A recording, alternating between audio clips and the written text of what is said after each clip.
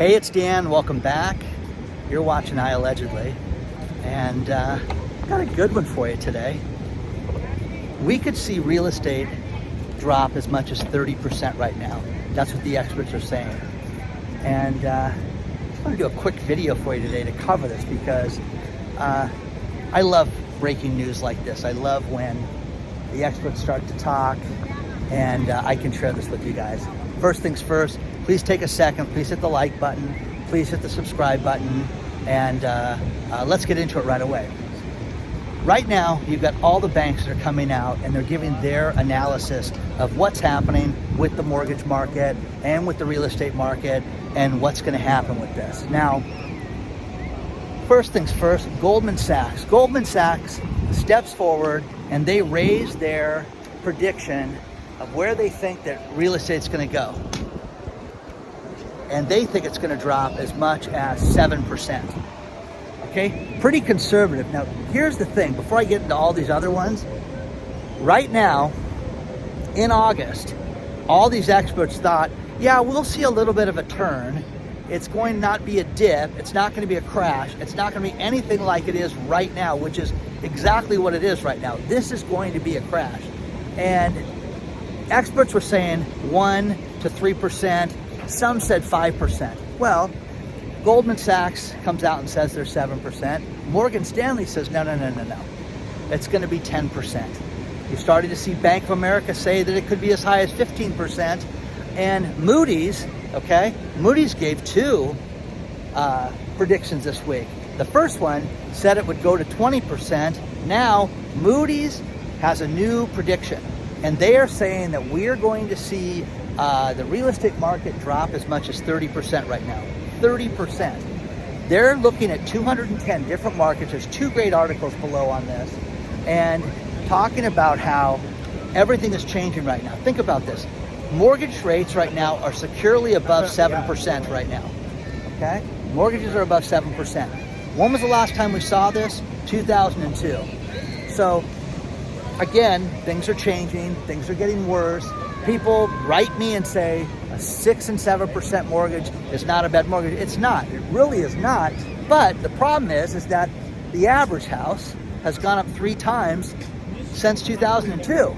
So you're not paying the same thing for these houses. And as I look at real estate around the country, you're starting to see things really change and really break out and really make a huge problem. So let's take a look over here. This is where the air show was last week. And a lot more peaceful, a lot of people out here. Decent crowd, but nothing like the 1 million people that came out for the air show. So, absolutely crazy that you're starting to see these experts step forward now and say, no, this is a real problem right now. So, there's gonna be a lot of real estate news coming out this week and a lot of cool predictions on this, but I love these banks that they're taking the gloves off right now. They're not talking about, traditionally, hey, it's a good time to buy. Talking about getting ready. And the problem with it is that a lot of people buy as much house as they can possibly buy. They tap themselves out and they get themselves house poor. We've all heard that expression. But the problem with it is that when you go out and you're tapped out, what do? Now you're responsible for maintenance, now you're responsible for maintaining the house, and a lot of people don't understand that. My favorite is the new construction. People have no idea what a backyard costs. People have no idea how much a cement walkway is, how much, outdoor lighting is, that when you buy a house and it's there, you really don't think much about that. You just make sure everything's working when you go and buy a new house. We are still seeing markets where people are paying above ask and they're paying too much for homes, but you're starting to see things crack and crumble, and it's a real problem. But one thing that's happening happening more and more is that people are dying and they're leaving their houses to their kids and they cannot afford those houses right now. So think about this, the maintenance and the taxes. You've got a paid off asset, and these people cannot live in that house and cannot afford that house. So they have to sell the house. You're seeing more and more of that. As people start to crumble financially with their businesses and marriages and things like that, you're going to see more and more problems come out where people have to sell properties. It's happening a lot in the investment community, and they're not getting the money that they did for the apartment complexes. So, very fascinating. You know, we haven't heard from the big builders in the last, about 45 days about what's going on with them, with the unfinished houses. And everybody thinks of the big builders. You think of Pulte Homes, and you think of Lennar and places like that. There's a lot of home builders that build 100 houses that are decent sized companies, and they're having major trouble. They're still having trouble getting appliances, granite, things finished in their houses. Isn't that beautiful? I'm always amazed at these surfers that do this. You walk up a little bit further, get some better shots for you.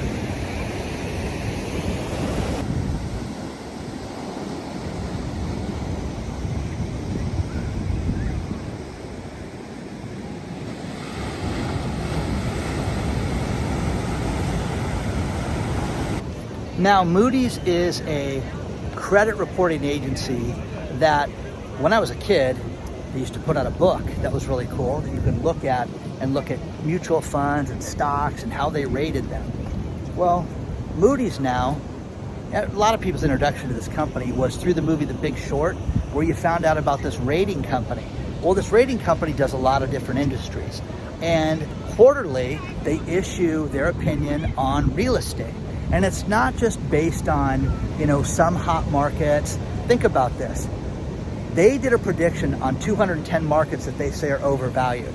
And they predict everything from people with jobs, income levels, infrastructure changes, everything, which affects real estate. And that's what people have to look at. Now, the crazy thing about this is that it's not just like, hey, there's a couple of hot areas that are crazy. And, we all hear these stories about they discover oil in this little hick town, in Podunk, Arkansas, and all of a sudden everybody rushes there and the houses go from 100,000 to 500,000. We've all heard those stories. Moodys is not talking about that. They're talking about how real estate is overvalued in so many markets. And think about this. Let's just bring out two. Boise, Idaho. They say Boise, Idaho is overvalued by 77%. Okay, you lucky people in Boise that bought a house, you guys are doomed. Let's put it that way. The next one is Vegas. Vegas is overvalued by 60%, which we're going to Vegas later on this month. We're going to take a look at real estate and the disaster that is Vegas, to say the least. So this is happening all over the place, and the problem with the overvaluation of these markets is it's not one track, it's an entire community. And when you look at this, they are talking about the entire industry being shut down, which is going to affect everything from realtors to mortgage companies to the appraisers to contractors to absolutely everything in the area. And that's what people don't want to look at. People don't want to look at how real estate crashes affect everything. This crash could be the second worst crash compared to 1929. Now, I wonder what a house was in 1929. It was, people probably carry that around in their pocket right now. Now, with that, things have changed dramatically, and people have to finance things to the hilt, but wages have not gone up. Now, it is sick that, people talk about wages going up 9%, but let's face it, guys, inflation is through the roof right now. It's an absolute disaster, and it's not keeping up with these home prices. Here in Southern California, 58% of a person's income goes towards housing. How do you pay for soccer practice? How do you pay for kids' cleats? How do you pay for food? And we're going to such an energy debacle right now, and we're going to have a bad winter. Here, we're going to have a bad winter. They're talking about our energy prices and our electricity prices doubling during this time. And then I get the people that write me and tell me, go solar. Solar is the greatest thing in the world. Think about this. What is your electric bill every month? Oh my gosh, Jan, it went up to $300. Okay. Well, what's solar going to cost you? Oh my gosh, $30,000. And I'm going to spend X amount of dollars a month. You are kidding yourself. If you do the math on the savings, let's say you save yourself $100 a month. Divide $100 by $30,000. It's going to take a while to get the little ROI on that. So not a fan of it, guys, to say the least. Plus you get things like, we have a 20-year warranty, but inverters have a 10-year life. all this stuff. Well, solar's free, Dan. It's absolutely cost you nothing to go solar. Oh, okay. Sure it does, okay? Do the math and all this stuff, but it's ridiculous. Now, the people that have bought their house and been in their house a long time, maintain your low mortgages. That's the best thing you can do. You're never gonna see 2.78% again. It's just not gonna happen anytime soon.